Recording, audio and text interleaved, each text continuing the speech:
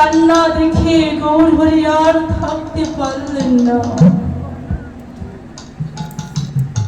ভগবান বলছি, ওরে দেখ, আমি তোকে এই সংসারে পাঠাইয়ে দেব, আমি তোকে সংসারে পাঠিয়ে দেব।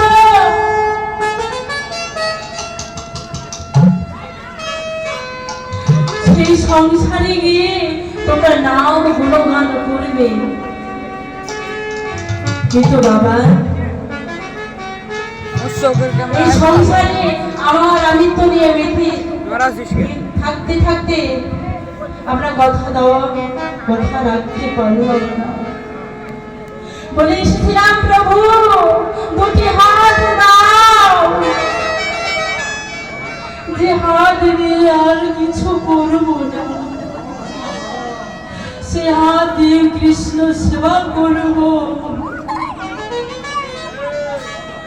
আর সেই কৃষ্ণ ভজনের দেহ পেয়ে বলেছিলাম, দুটি হাত দাও, তোমার সেবা করব। একটি সুন্দর বদন দাও, যে বদন দ্বারা সদা সর্বদা কৃষ্ণ কথা বলবো। কিন্তু বাবা, এই সংসারে কৃষ্ণ কথা বলতে নয়, অন্যের চর্চা, অন্যের প্রশংসা করতে এই বদন। বলে সুন্দর পা দাও, যে পা দিয়ে হেঁটে হেঁটে গিয়ে যেখানে তুমি বিরাজ,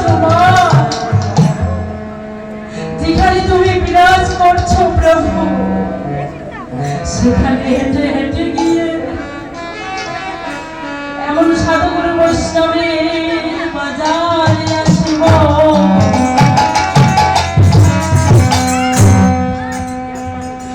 দুটি পা দাও, যে পা দিয়ে হেঁটে হেঁটে গিয়ে তোমার সঙ্গ করব।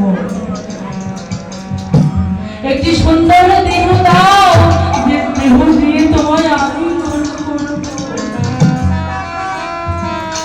এইভাবে সে আমার আমার করে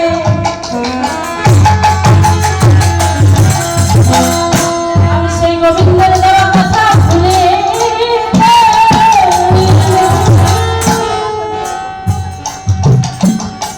কি বাবা, গোবিন্দের কথায় আর রাখতে পারলাম না।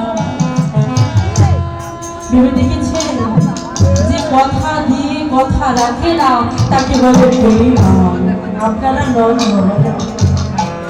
আমি হচ্ছে সব থেকে বড় বেঈমান। সেজন্য তো আপনাদের চরণে ধরে নিতে এসেছি বাবা। আমি রাধু বলে আপনাদের চরণের কাছে এসেছি।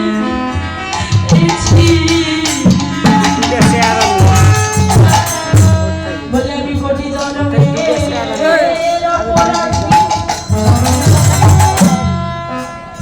সেই অপরাধে থেকে মুক্তি পেতে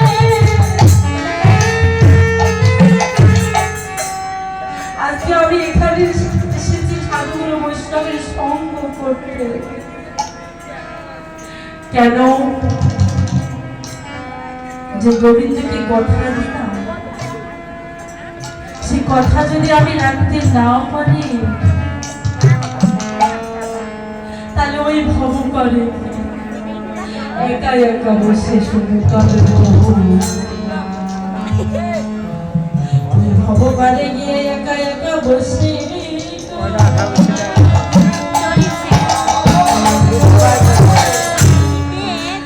এই জগতে ভাই বলে সবাই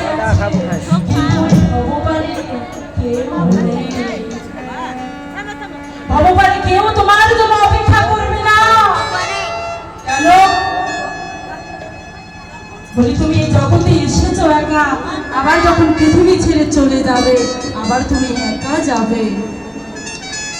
বলি এই জগতে যে কাজ করার জন্য এসেছো, সে কাজ